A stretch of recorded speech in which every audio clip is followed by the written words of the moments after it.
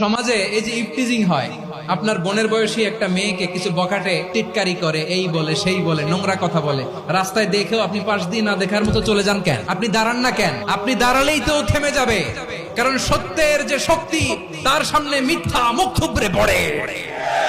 আপনার সামনে ও কিছুই না, নাথিং।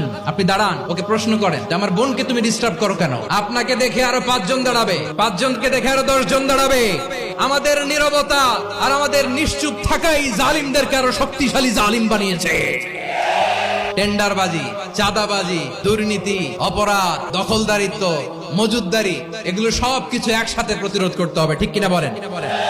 এই যে নতুন বাংলাদেশের এক সুযোগ এসেছে, আর জীবনে হয়তো আসবে। আসুন দেশটাকে আমরা সাজাই, আসুন আমরা এক দল আরেক দলকে নিশ্চিহ্ন করার যে রাজনীতি, এটা বন্ধ করি। সব দলের প্রতি আমার আহ্বান, আল্লাহর শপথ নিয়ে বলি, এই নাসিহাত গুলো সবার জন্য, সব দলের জন্য, সব মতের মানুষের জন্য। আমরা কোনো দলের প্রতি মানুষকে ডাকি না, আমরা ডাকি ইসলামের দিকে।